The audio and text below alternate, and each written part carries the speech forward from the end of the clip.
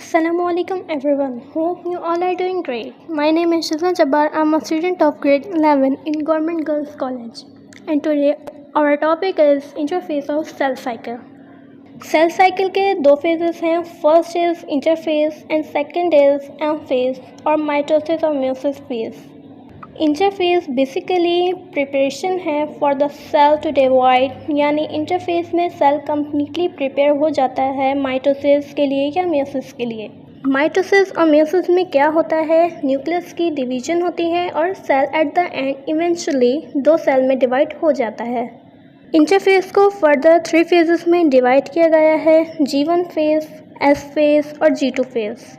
सबसे पहले देखते हैं G1 फेज। G1 फेज में क्या होता है, G का मतलब है गैप, सो इसका मतलब है ये गैप पीरियड होता है जिसके अंदर कुछ इवेंट अगर होते हैं। तो G1 फेज में सेल जो है एंजाइम्स की सिंथेसिस कर रहा होता है, आरएनए की सिंथेसिस कर रहा होता है।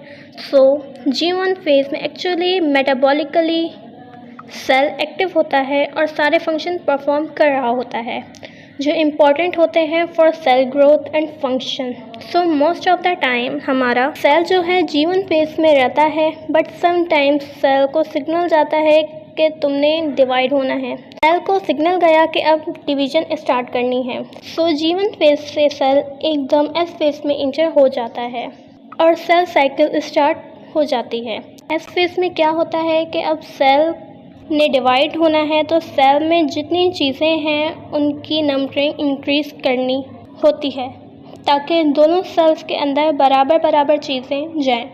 जो भी ज़रूरत की चीज़ें हैं दोनों सेल्स में ट्रांसफ़र हो जाएं इक्वली।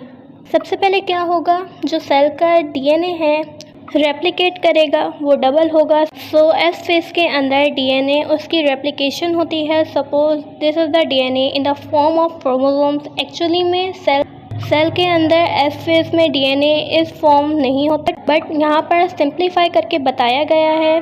वैसे तो क्रोमैटिन फॉर्म में होता है, उलझे हुए धागे की फॉर्म में। इसके अलावा एस फेज में एक और इम्पॉर्टेंट काम होता है कि इसमें सेंट्रोमियर भी रेप्लिकेट करता है।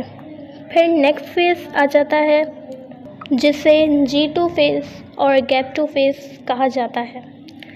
G2 फेज में भी ग्रोथ कंटिन्यू हो रही होती है। डीएनए जो नया बना होता है वो चेक हो रहा होता है फॉर एनी एरर। अगर कोई एरर होता है तो उसकी रिपेयरिंग हो रही होती है। इसके अलावा ट्यूब्यूलिन प्रोटीन्स जो हैं यानी माइक्रोट्यूब्यूल्स जो हैं उनकी नंबरिंग इंक्रीज़ हो रही होती है। ओके, तो ये है इसके 3 फेजेस इंटरफेस के। इसके अलावा एक और फेज़ होता है, इसको G0 फेज़ कहा जाता है। G0 फेज़ ऐसा फेज़ होता है कि जब सेल ने डिवाइड नहीं होना होता तो G0 फेज़ में चला जाता है। यानी कि हमारी बॉडी के कुछ सेल्स ऐसे होते हैं जो परमानेंटली G0 फेज़ में इंटर हो जाते हैं, जिन्होंने कभी डिवाइड नहीं होना होता है ज़िंदगी में, बट वो मेटाबॉलिकली एक्टिव होते हैं। वो सारी उम्र काम करते रहते हैं अनटिल वो जब तक ख़त्म ना हो जाएं। तो ये था आज का हमारा टॉपिक। होप कि आप लोगों को समझ आया होगा। अल्लाह हाफ़िज़।